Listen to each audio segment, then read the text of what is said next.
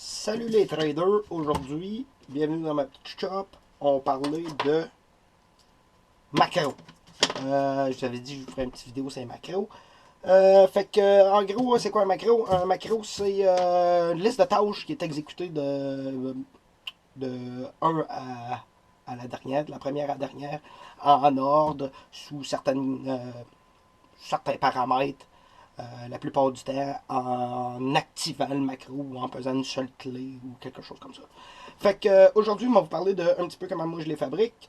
Il y a plusieurs façons de skinner un chat, comme AVI dirait. Moi j'utilise trois petits logiciels que je vais vous montrer. Le premier s'appelle Robotask, ici, et puis il y a une version gratuite, le Robotask Lite, ici, fait que je vous suggère de downloader ça. Robotask Download. J'utilise un Stream Deck. Je suis sûr que vous l'avez déjà vu. C'est fabriqué par Corsair. C'est une compagnie qui s'appelle Elgato. Fabriqué par Corsair. C'est un bâti solide. C'est rendu sensiblement le standard dans l'industrie audiovisuelle. Les gros shows. Pis ça. On s'en sert par exemple pour partir des vidéos. Pis on s'en sert pour partir des streams. Pis ça fait la même. À la base, ça a été créé ça, pour partir un stream sur YouTube. Puis muter les commentaires, puis jouer avec le son. Dans le fin fond, c'est un keypad multi-usage.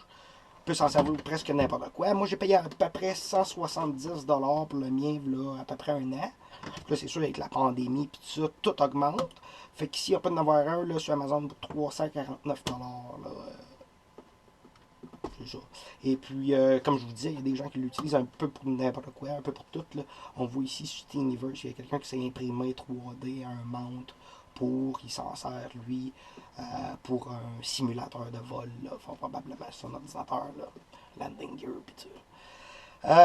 Donc, Robotask. Et puis, pour faire fonctionner le Stream Deck, on peut soit utiliser le logiciel de Stream Deck, que j'aime pas du tout, sinon un logiciel open source qui s'appelle Companion Bitfocus. Donc bitfocus.io/companion. On peut le télécharger gratuitement. Il faut s'inscrire, mais c'est gratuit. Et puis, on va utiliser aussi un autre plugin dans le fin fond pour Companion qui s'appelle Vicreo. À télécharger, downloader, etc. On l'applique. Donc, ce qu'on va commencer par faire aujourd'hui, vous donner un exemple, on va créer deux tâches. On va créer une tâche qui est rouvrir Questrade sur un seul bouton. Et puis la deuxième tâche, ça va être de loguer in dans Questrade avec un seul bouton. Fait que pour commencer, on va ouvrir Robotask, installer Robotask. Ça vient, c'est bien simple de même. Les tâches sont déjà créées. Moi, les supprimer, on va repartir de zéro. Fait qu'on ajoute une tâche qui va s'appeler ouvrir Questrade. Et puis, on va y ajouter ici ouvrir un programme ou rouler le programme. Et puis, on va aller choisir Questrade qui est situé à C Programme Phase x86, Questrade IQ Edge. On va aller choisir l'exécutable qui est ici. Questrade IQ Edge. On va l'ouvrir ici. Et puis là, il faut lui dire, OK, ben, fais ça. L'action, c'est rouvre Questrade. Puis c'est quoi le trigger? Donc, on va y ajouter un trigger ici. On va l'ajouter comme un shortcut key. On va dire Shift Alt O pour Open Questrade, ouvrir Questrade. OK, donc on a créé une tâche ici. Donc, si je roule cette tâche-là, je vais faire plein. Questrade devrait ouvrir. Questrade roule. Parfait. Si je fais Shift Alt O, la même chose va se faire. Questrade va ouvrir. Boum, Questrade ouvre. OK, là, on va créer une nouvelle tâche qui est Login dans Questrade. On va l'appeler Login. Et puis là, ce qu'on va dire, c'est à mettre ma souris au bon endroit. Fait que Move à un endroit absolu. Après ça, clic de gauche sur la souris. Après ça, rentre mon username.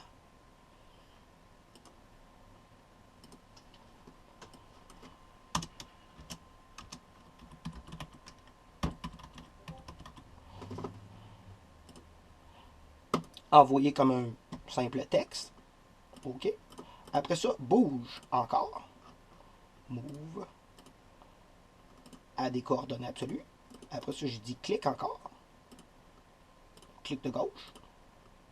Là, on va rentrer le mot de passe. Right? On va y ajouter un autre. On va l'appeler mot de passe. C'est pas mon mot de passe, mais vous pouvez mettre le vôtre. Je ne mettrai pas le mien sur une vidéo. Envoyer comme simple texte. Après ça, on va y dire pèse Enter.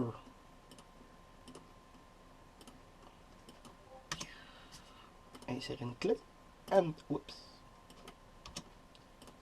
Enter, pas backspace. OK. Fait que voilà notre tâche. Puis là, pour le trigger, on va dire quand je pèse Shift Alt L pour login, tu fais ça. Et puis là, tout ce qu'on a besoin de faire, c'est rouvrir Questrade.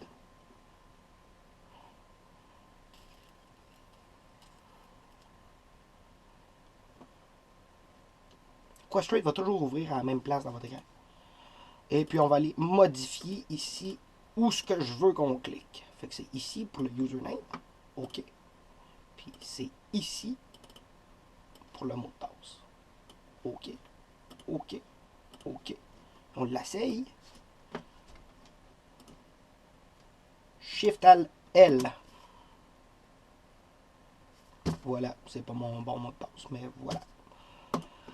Là, la prochaine étape, dans le fin fond, ce qu'on va vouloir faire, c'est programmer deux boutons qui font exactement ces deux tâches-là.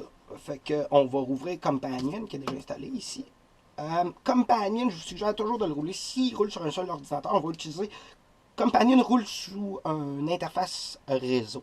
Fait que on va y dire d'utiliser localhost. Localhost, c'est l'adresse interne de votre ordinateur. Quand un logiciel doit parler à un autre logiciel au sein même d'un autre de l'ordinateur, on va souvent utiliser un protocole réseau quand même. Donc, la désignation de soi-même en réseautique, c'est 127.0.0.1. Donc, on passe même pas au travers de la carte réseau. La logique derrière ça, c'est que même si on utilise un protocole réseau, on est à même l'intérieur de l'ordinateur. Donc, on peut cacher ça. On va ouvrir l'interface de BitFocus, qui est tout simplement sur Internet, 127.0.0.1, port 8888. Ici, on va ajouter une catégorie où on va l'ajouter tout simplement Vicreo. Ajouter. On ajoute l'instance. L'adresse, ça va être la même chose, 127.0.0.1. Port 1001, excellent. Puis là, on va aller se programmer deux boutons. Le premier, bouton régulier, on va mettre un beau background vert pour Questrade. On va l'appeler Open QT Questrade. Avec le fond en noir, vous voyez pas, plus beau en noir, en bleu, ou en noir. Ok, parfait. On pourrait mettre un beau logo Questrade si on veut. Ajouter une image ici. Bon, l'action qu'on veut qu'il fasse, on va aller à Vicreo, envoyer 3 clés. Puis les clés qu'on va envoyer, ça va être Shift, Alt, O. Et voilà notre clé créée. On va créer une nouvelle clé ici, un nouveau bouton. On va l'appeler Login. Celui-là, on va le mettre en rouge. Un beau rouge avec... bon, ça va être beau, ça. C'est beau, ça. Ben ouais, on fait ça. Même chose, Vicreo 3 clés. Puis on va y faire Shift, Alt, L.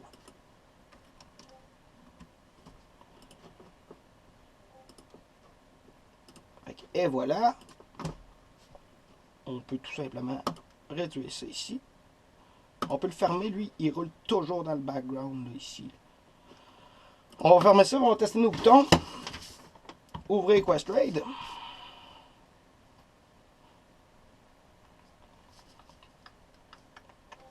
On va juste s'assurer que Vicreo écoute. Client Connection.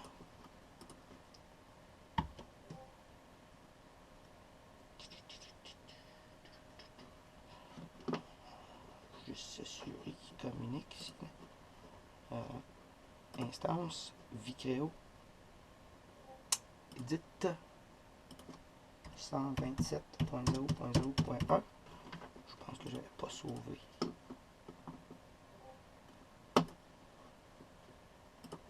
On revient. OK. Là, ça fonctionne. Il va être vert. Open Questrade.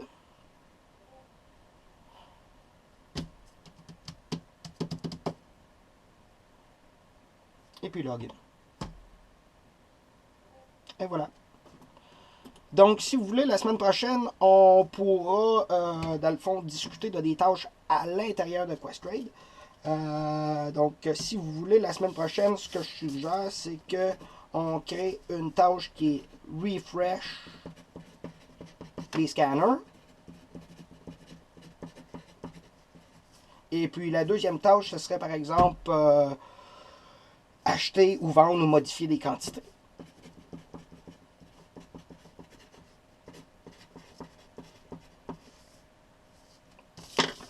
Donc, si vous avez d'autres suggestions, envoyez-moi un petit texte, un courriel ou peu importe. Et puis, on va partir des macros un après l'autre. Je peux vous donner des techniques, etc. Fait que c'est ça. Amusez-vous bien, les amis!